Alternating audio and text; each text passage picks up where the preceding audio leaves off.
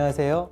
Hello, I'm Dr. Son Young-hui. After we do the implant surgery, the initial healing period is very important to prevent infection and inflammation during the period and to reduce patient's pain. We prescribe drugs. It is important to understand the efficacy and side effects of drugs. Let's look at prescribable drugs and what are the appropriate prescriptions that we can make clinically.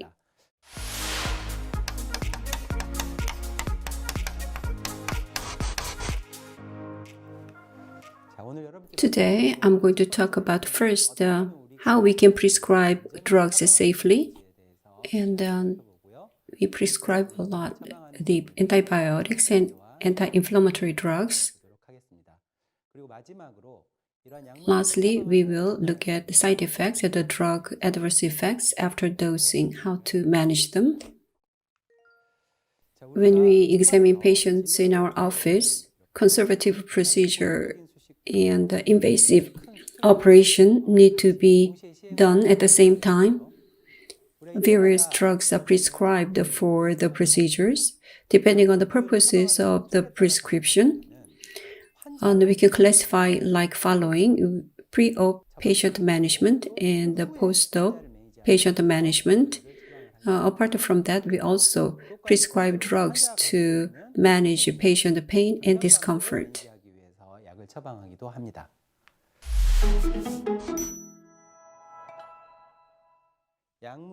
The risk of medications classified by FDA in terms of the impact to fetus and pregnant women. A is the most safe one, and most drugs we prescribe would fall into B, C, or D. And if the drug is B, but if it is used for a long time, then it can fall into class D. The common antibiotics, there are about 15 groups used a lot. Let's have a look at each of them. The most frequently used antibiotics is the amoxicillin. It is better in terms of the absorption than ampicillin. The standard prophylactic antibiotics is amoxicillin. The dose is 250 to 500 milligrams, 3 times a day. The disadvantage is that it is not effective for beta-lactamase producing bacteria. Many drug-resistant bacteria, the side effects are diarrhea and nausea, and it reduces the efficacy of oral contraceptive, anticoagulant, or antihypertensive drugs, but most antibiotics reduce efficacy of those drugs. To have a resistance to beta-lactamase producing bacteria, augmentin is available. Augmentin is the antibiotics combining amoxicillin and clavulanate. There are 3 doses: 187.5, 375, and 625 milligrams. For adults and 12 years old or older, 40 kilogram or higher adult dose is used. That is amoxicillin 250 milligrams per dose. So amoxicillin 250 plus clavulanate 225, therefore 375 milligrams, 3 times a day, every 8 hours. The augmentin will be less effective when exposed to air, so it should not be exposed to air. In dentistry, for infection, amoxicillin is used 250 per dose, 3 times a day for 5 days. The similar effect is achieved with the Unecin. It is a combination of ampicillin and sulbactam. Instead of amoxicillin, ampicillin. Instead of clavulanate, sulbactam is used. The next most used one is cephalosporin. There are generations, usually generation 1, 2, and 3. What we use are generation 1 and 2. Cephalosporin is the representative drug in the first generation. It is stable to penicillinase and beta-lactamase and also has a similar effect as augmentin. Depending on severity, 250 mg to 500 mg can be administered 2 to 4 times a day.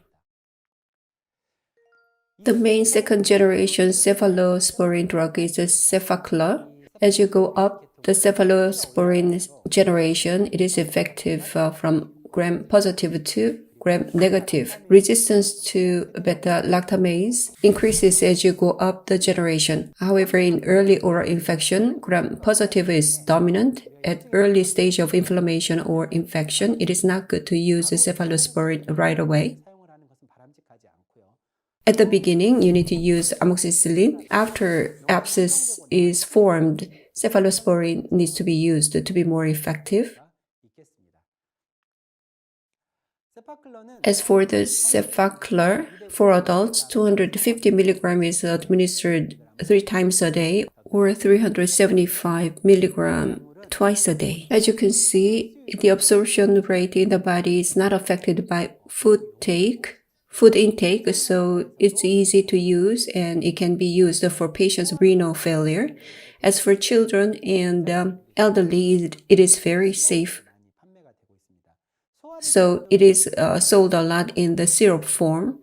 For children, you can memorize like this. You can calculate like per day 20 mg per kilogram and administer it like 3 times a day. The maximum daily dose is 1 gram. On antibiotics used a lot by dentists, metronidazole and spiramycin are combined in Rhodozil, which is used only by dentists, not by medical doctors. Rhodozil is a combination of metronidazole 125 mg and spiramycin 750 KIU. This antibiotics has antimicrobial effect for all aerobic gram-positive, anaerobic gram-positive, and gram-negative. So it has antimicrobial effect in many areas, but that is not always good. The side effect of the drug is it increases the blood concentration of anticoagulants. So you need to reduce the anticoagulant dose or stop the antibiotics and switch to another drug. Next, quinolone family. For patients allergic to penicillin, it is a drug of choice. The half-life is long and you can prescribe once or twice a day. Next, roxithromycin. It is in macrolide family, so this can be an alternative prescription for patients with penicillin allergy. Especially, the roxithromycin does not have a contraindication of age or pregnancy. It can be safely prescribed for 150 mg dosage. It can be prescribed even as twice a day. Lastly, tetracycline. It has not been used to manage the infection for a long time, but after periodontic treatment, especially after curettage, it is prescribed. Dentistar or Dentaclean are mainly prescribed. The drugs don't have treatment dosage. For doxycycline, the standard dosage is 200 mg per day. The low-dose tetracycline, Dentistar or Dentaclean are prescribed 40 mg per day. Each pill has 20 mg, so during or after period treatment, they can be prescribed for 4 weeks under the National Health Insurance. However, the FDA safety category is D. You need to be careful for pregnant women or childbearing age patient. This is the antibiotics regimen for a dental procedure for prophylactic purpose. This guideline is from the American Heart Association. This is to administer antibiotics before a dental procedure. Of course, this is a guideline to prevent infective endocarditis. However, clinically, it is desirable to follow this guideline. According to this guideline, 30 to 60 minutes before surgery, amoxicillin 2 grams administration is recommended, just one time. For a patient allergic to amoxicillin, other drugs like cephalexin, clindamycin, erythromycin, or clarithromycin can be prescribed.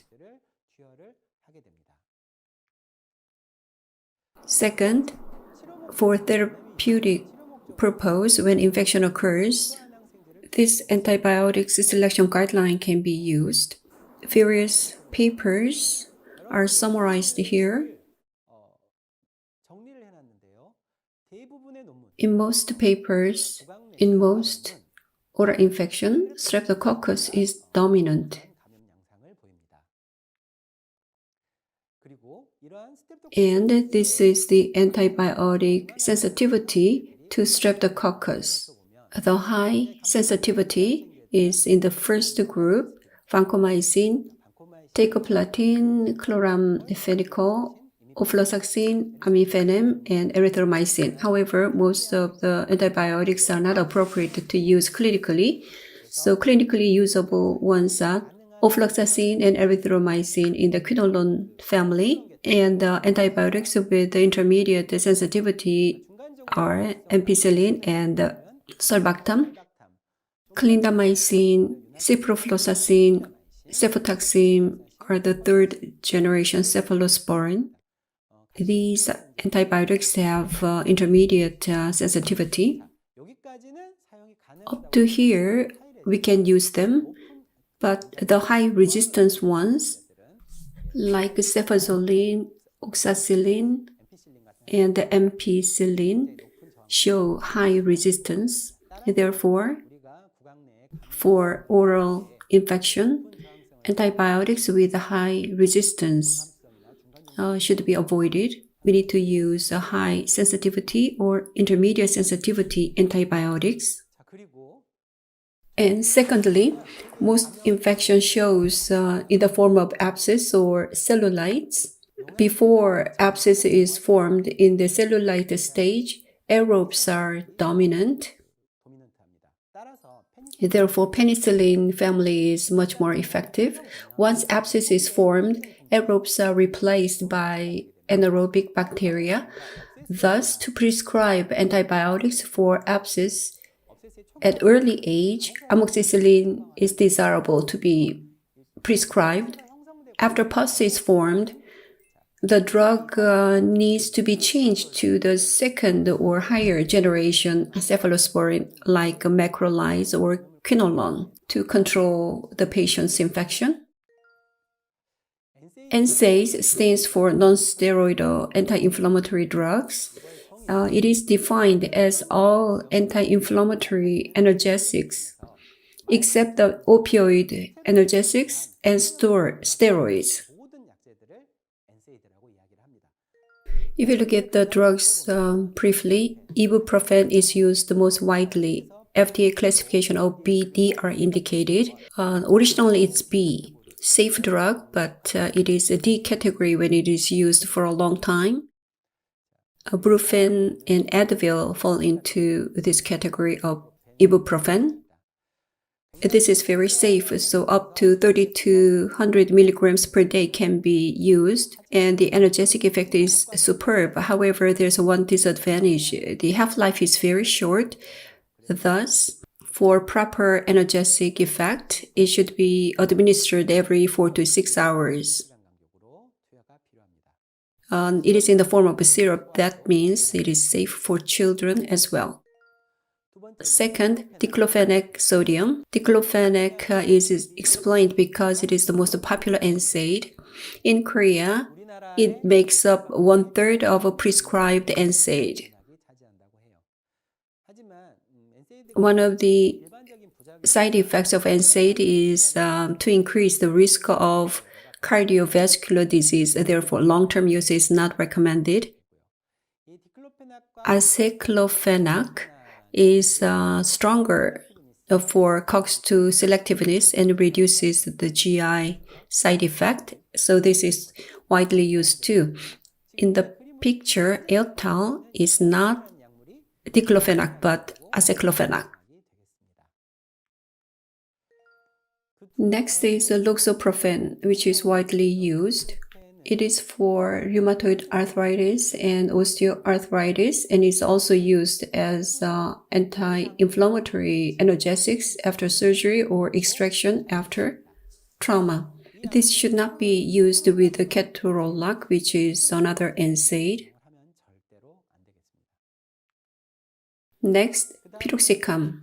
It has various dosage forms. Frequently, we see in the form of patches. It is a strong NSAID with a strong anti-inflammatory effect. However, it may cause GI side effect or skin side effect. They can be a little severe. In the past, the standard dosage was 40 milligrams per day, and now it is lowered to 20. Next, ketorolac, tromethamine. Tarasin is a drug name, brand name. Ketorolac, compared to other NSAID, has superior analgesic effect. So it is used to control pain, and it is the most powerful analgesic drug except opioid analgesic. However, many drugs should not be used together, and it is not for 16 years old or below, and it should not be used more than 7 days. Ketorolac drug, the similar drug, should be avoided as much as possible. That's why I'm showing this to you. Next, now we are using a lot of this, and also orthopedic department uses Ultraset. Let me talk about tramadol and Ultraset together. Tramadol is not an NSAID. It is a pseudo-opioid. It is closer to opioid. The drug does not have a fever-reducing or pain-controlling effect. It has only analgesic effect. The mechanism is similar to opioid, but it is not an opioid. Therefore, we can prescribe it. The NSAID that we use work on the peripheral nerve, but tramadol works on CNS, and there's withdrawal symptoms. Ultraset is discussed together with the tramadol because Ultraset is a combination of acetaminophen and the tramadol. It is made by Janssen Korea. There are many formulations and dosages. It is most widely used in orthopedic department. The analgesic effect is very strong, but it has strong side effects. Therefore, if it is not absolutely necessary, you need to be careful in prescribing this.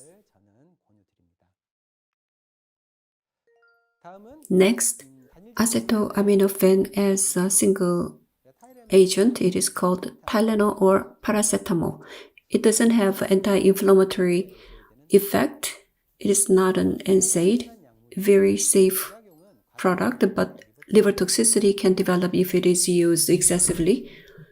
3 grams is the maximum allowance per day for adults.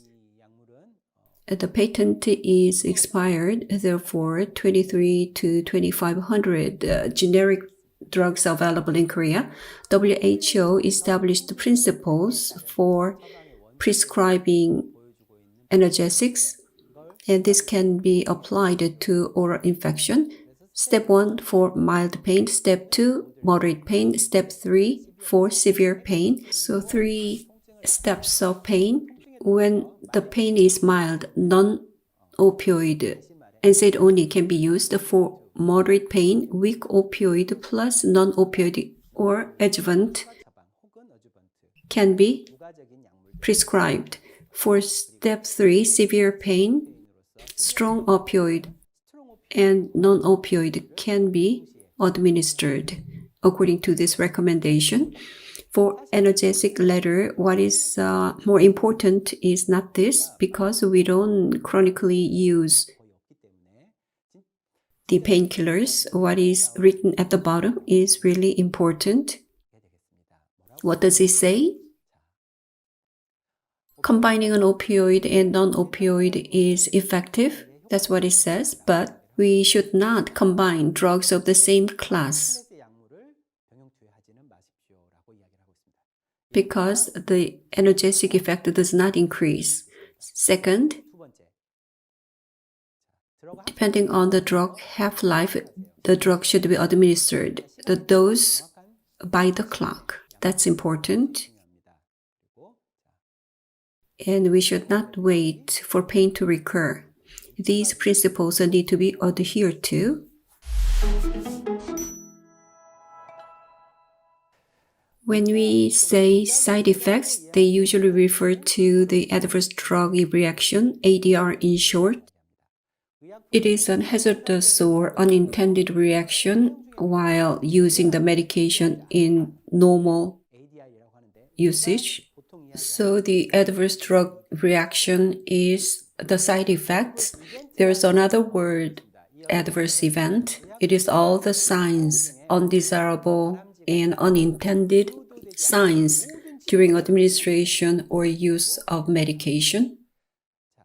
So when we say side effects normally, that means the adverse drug reaction, ADR.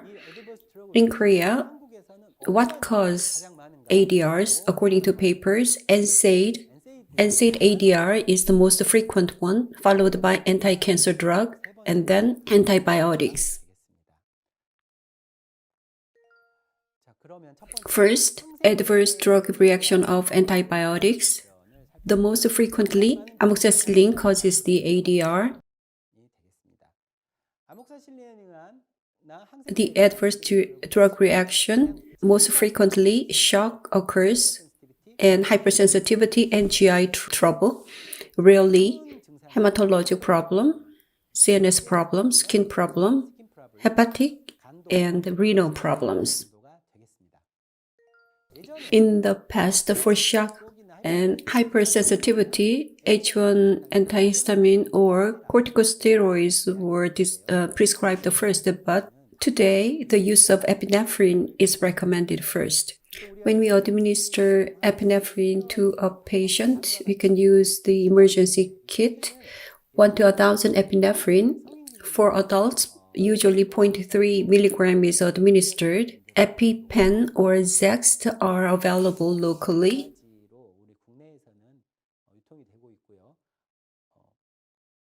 And they can keep that at home after getting the prescription from hospital. The expiry date is usually very short. After the expiry date, they should throw this out. Still, it's better for them to keep one at home. It is an auto-injection. A patient can inject it at the outer side of the patient's thigh, then the injection automatically occurs. The second ADR of antibiotics is GI trouble. Nausea, vomiting, diarrhea are the most frequent ones. Rarely, pseudomembranous colitis can occur. Pseudomembranous colitis, I have never seen it, but it is very fatal, high death rate. Macrolide has the high probability, the high incidence of this. Clarithromycin or oxythromycin can be prescribed, but the long-term usage is not advised. But there is some misunderstanding. GI trouble due to antibiotics is very rare. That's you need to understand. For GI trouble because of antibiotics, antacid or digestive do not help. After prescribing the drugs and a patient develops GI trouble, mostly that's because of NSAID. Next, drug adverse reaction of NSAID. ADR of NSAID. It is because of inhibition of COX-1, and it has so many ADRs like this: GI trouble, hepatic, renal, hematologic, respiratory, cutaneous, and CNS troubles. Among the NSAID side effects, the most frequent one is the GI trouble. In 40% of the cases, stomachache, heartburn, abdominal distension, indigestion can occur. 40% of all the troubles. Next, the GI, bleeding, perforation, or occlusion, very severe side effects can occur rarely. The risk factors of developing those are about 7 items. First, age, history of ulcer, high dose of NSAID, and concomitant use of multiple NSAIDs, antiplatelet agent or anticoagulant, corticosteroids if they are used concurrently. Those are the risk factors. If those risk factors exist, then there's a higher probability of having the GI ADR. The probability of having GI ADR depends on which drug is used. The biggest culprits are endomethacin and ketorolac, followed by naproxen, diclofenac, piroxicam, meloxicam. So ibuprofen is a very safe NSAID.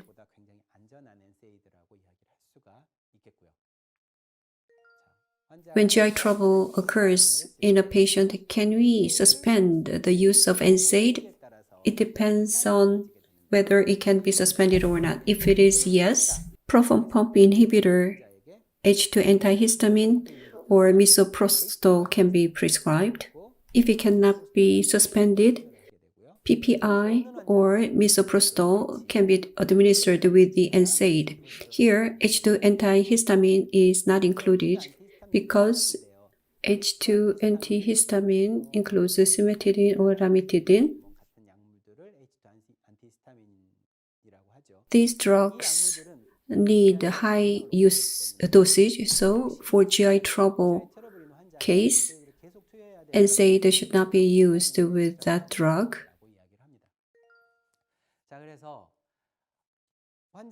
After NSAID administration, GI trouble can occur. To manage that, first we need to suspend the administration of the drug. If that cannot be done, patients are classified into 3 risk groups. For high risk group, NSAID should be stopped or COX-2 inhibitor should be used, and misoprostol or PPI can be concomitantly used. For moderate risk, NSAID is not stopped. It should be changed to COX-2 inhibitor or NSAID plus misoprostol or PPI. For low risk, no prevention. Misoprostol, PPI have been mentioned. In terms of the efficacy, PPI is the best, and then misoprostol and H2 antihistamine. Misoprostol is a prostaglandin analog, and when it is used repeatedly, GI trouble can occur.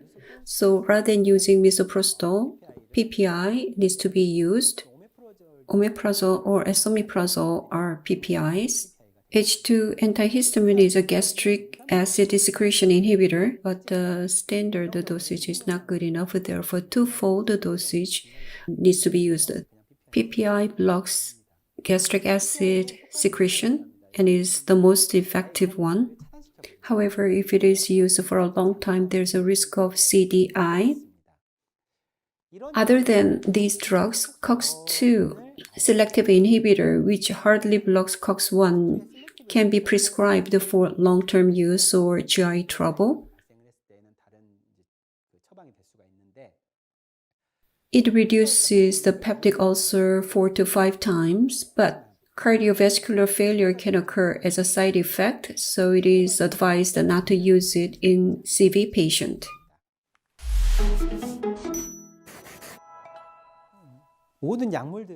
All drugs have side effects in addition to the desirable main effects. Unexpected side effects can occur. So when we use drugs as described in this diagram, we need to use the lowest effective dose for the shortest period of time. So up to now, I have given you how to manage a patient after implant surgery, and when infection occurs, how to manage the infection. I hope this lecture has been helpful to you. Thank you. 때 조금이나마 도움이 되셨으면 감사하겠습니다. 이상입니다.